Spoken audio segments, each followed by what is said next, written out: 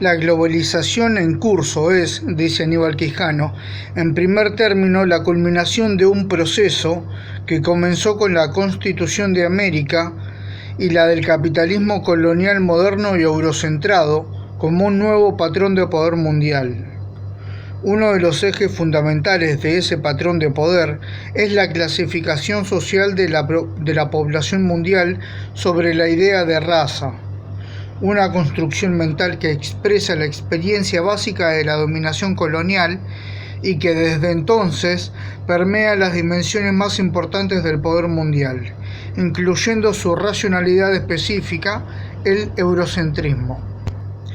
Dicho eje tiene origen y carácter colonial, pero ha probado ser más duradero y estable que el colonialismo, en cuya matriz fue establecido. Implica, en consecuencia, un elemento de colonialidad en el patrón de poder hoy mundialmente hegemónico. La idea de raza, en su sentido moderno, no tiene historia conocida antes de América. Quizás se originó como referencia a las diferencias fenotípicas entre conquistadores y conquistados, pero lo que importa es que muy pronto fue construida como referencia a supuestas estructuras biológicas diferenciales entre esos grupos. La formación de relaciones sociales fundadas en dicha idea produjo en América identidades sociales históricamente nuevas, indios, negros y mestizos, y redefinió otras.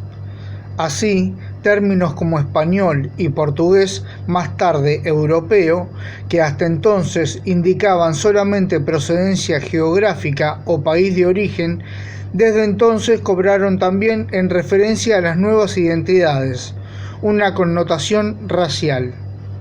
Y en la medida en que las relaciones sociales que estaban configurándose eran relaciones de dominación, tales identidades fueron asociadas a las jerarquías, lugares y roles socialmente correspondientes como constitutivas de ellas y, en consecuencia, al patrón de dominación colonial que se imponía.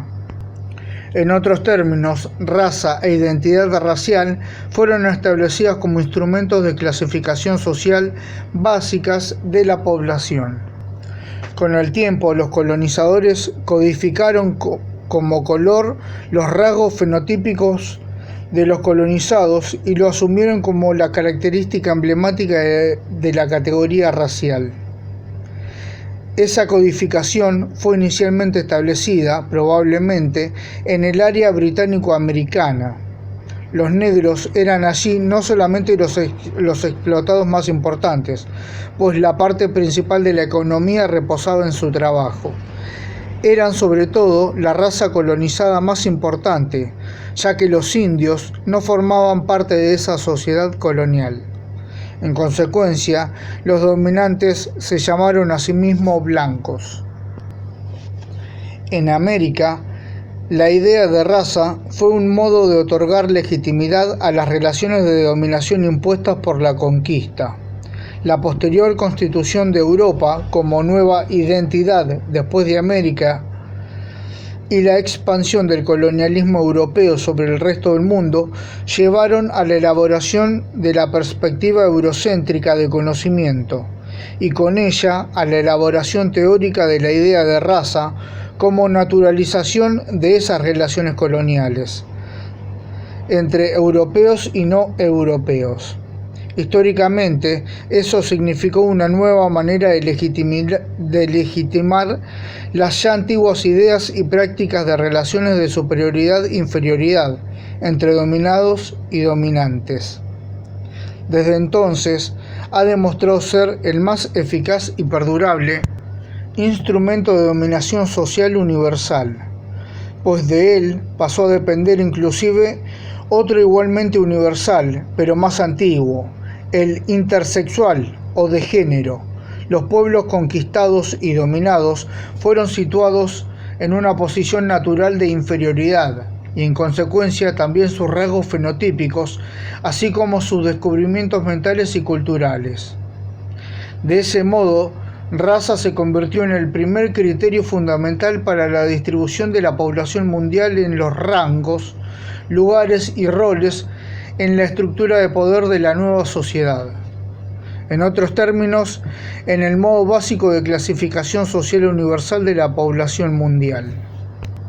En el proceso de constitución histórica de América, todas las formas de control y de explotación del trabajo y del control de la producción, apropiación, distribución de productos fueron articuladas alrededor de la relación capital-salario, que en adelante se llamará capital, y del mercado mundial. Quedaron incluidas la esclavitud, la servidumbre, la pequeña producción mercantil, la reciprocidad y el salario. En tal ensamblaje, cada una de dichas formas de control del trabajo no era una mera extensión de sus antecedentes históricos. Todas eran históricas y sociológicamente nuevas.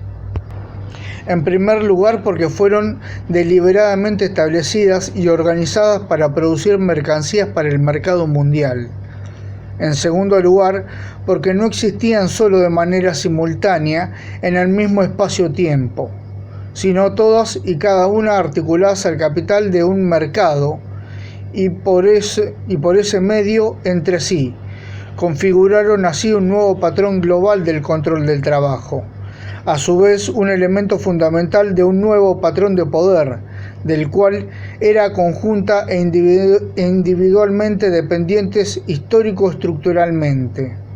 Esto es, no solo por su lugar y función como partes subordinadas a una totalidad, sino porque sin perder sus respectivas características específicas y sin perjuicio de las discontinuidades de sus relaciones con el orden conjunto y entre ellas mismas, su movimiento histórico dependía en adelante de su pertenencia al patrón global de poder. En tercer lugar, y como consecuencia, para colmar las nuevas funciones, cada una de ellas desarrolló nuevos rasgos y nuevas configuraciones histórico-estructurales. En la medida en que aquella estructura de control del trabajo, de recursos y de productos consistía en la articulación conjunta de todas las respectivas formas históricamente conocidas, se establecía por primera vez en la historia conocida un patrón global del control del trabajo, de sus recursos y de sus productos, y en tanto que se constituía en torno a y en función del capital. Su carácter de conjunto se establecía también con carácter capitalista. De ese modo se establecía una nueva, original y singular estructura de relación de producción en la experiencia histórica del mundo, que sería el capitalismo mundial.